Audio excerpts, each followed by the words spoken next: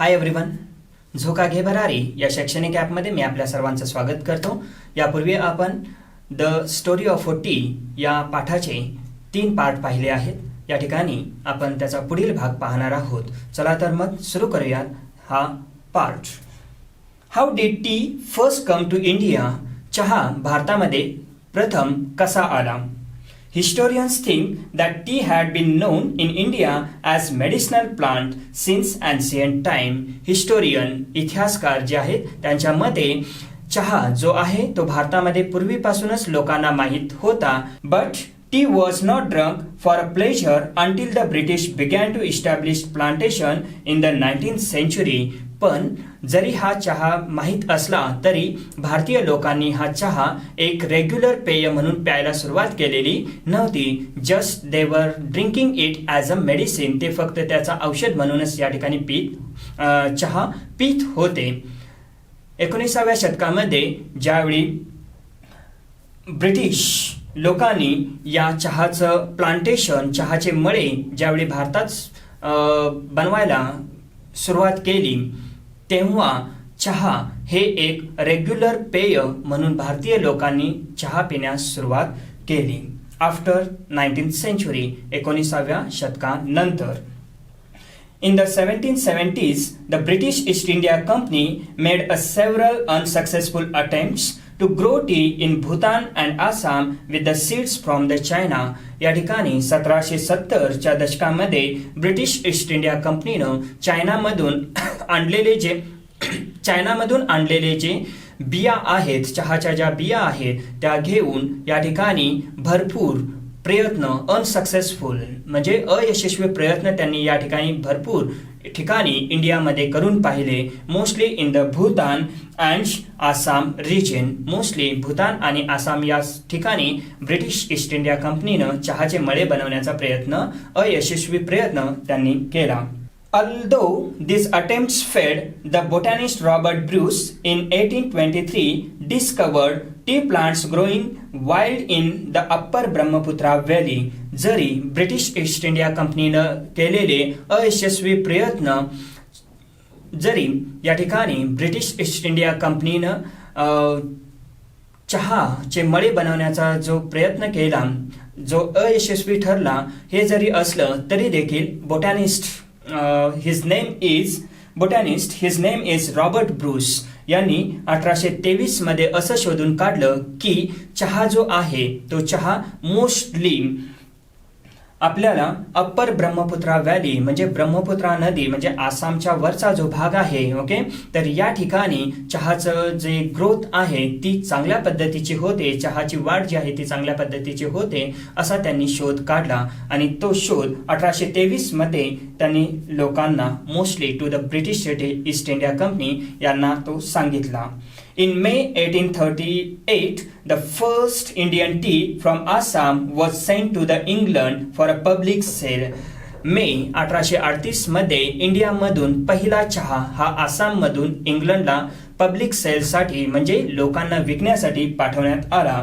Since then, India has gone on to become one of the leading producer of tea in the world. आणि तेव्हापासून India हा जगामधील जे चहा उत्पादक देश आहेत यांच्यामध्ये जाऊन बसला आणि तेव्हापासून इंडियाची, भारताची चहा उत्पादक देश म्हणून या ठिकाणी ओळख झाली. Tea lovers claim that tea may be able to reduce the risk of cancer, control blood pressure, fight viruses in our body and actually help us live longer.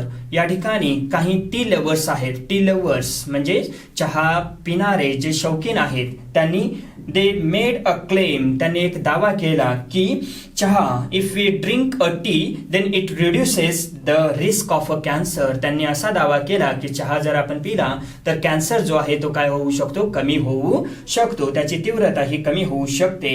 And also control the blood pressure. त्याचबरोबर आपला जो blood pressure आहे तो देखील कंट्रोलमध्ये मध्ये राहतो असं या चहा लवर्स लोकांचं मत आपल्याला या ठिकाणी पाहायला मिळतं. Fight viruses in our body एवढंच नाही तर चहा पिला तर आपल्या बॉडीमध्ये असणारे जे व्हायरसेस आहेत याच्यासोबत देखील चहा काय करतो, फाईट करतो. ओके, आणि ते व्हायरस कमी करण्याचं, त्याला मारून टाकण्याचं काम या ठिकाणी करतो असा दावा या ठिकाणी चहा पिणाऱ्या लोकांनी केलेला आहे. Which help us to live a longer, जे आपल्याला खूप वर्ष जगण्यासाठी काय करेल, मदत करेल असं त्यांनी मत मांडलं. Our body produces chemical called free radicals. आपली जी बॉडी आहे ती चहा पिल्यामुळं आपल्या बॉडीमध्ये काही केमिकल्स प्रोड्यूस करतं, काही केमिकल्स तयार करतं, ज्याला फ्री रॅडिकल्स असं म्हटलं जातं. फ्री रॅडिकल्स म्हणजे मुक्त मुलगे, मुलगामी असे घटक आपल्या बॉडीमध्ये तयार करतं. They can damage our body and our health, जी आपल्या बॉडीसाठी किंवा आपल्या आरोग्यासाठी काय असतात, डॅमेज म्हणजे हानिकारक असतात. ओके, डेंजरस असतात. T contains antioxidants called flavonoids. T जो आहे त्याच्यामध्ये आपल्याला अँटीऑक्सिडंट्स बघायला मिळतात, ज्याला फ्लेवोनॉइड्स असं म्हटलं जातं.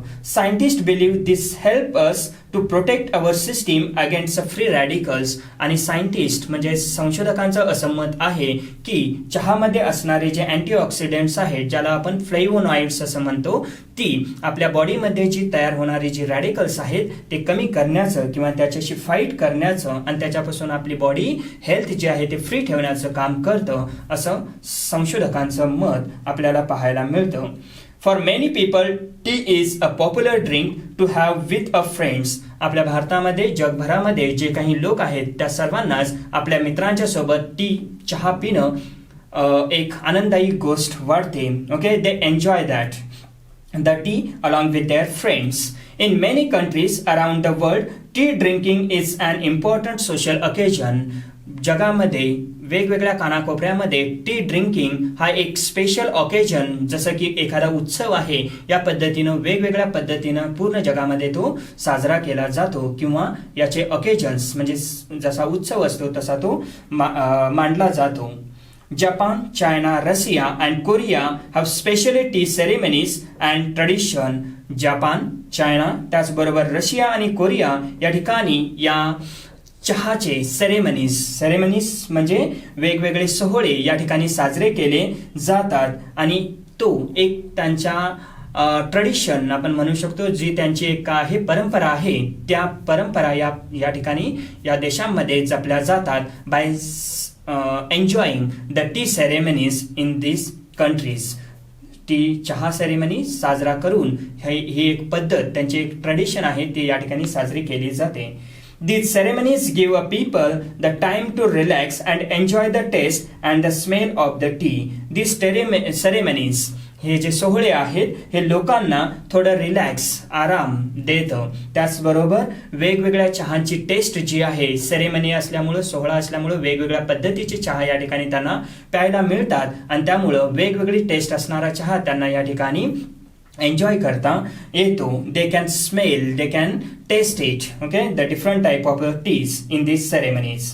Most people in Japan belong to a tea club where they go every week to take a part in the T ceremony. या ठिकाणी जपानमधले बरेचसे लोक हे टी क्लबचे मेंबर आहेत. आपल्या इकडे जे क्लब असतात त्या पद्धतीनं जपानमध्ये टी क्लब आहे आणि त्याचे भरपूरसे जापनीज लोक हे त्याचे मेंबर आहेत आणि प्रत्येक आठवड्यामध्ये ते त्या क्लबमध्ये जाऊन जो टी सेरेमनी आहे तो काय करतात, एन्जॉय करतात. वेगवेगळ्या पद्धतीची टी चहा जो आहे तो एन्जॉय करतात, पितात.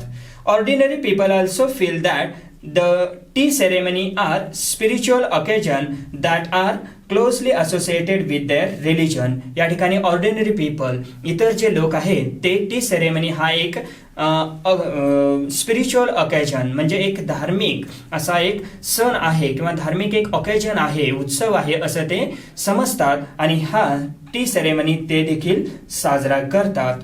Tea, they say, is a healthy, enjoyable and stimulating drink.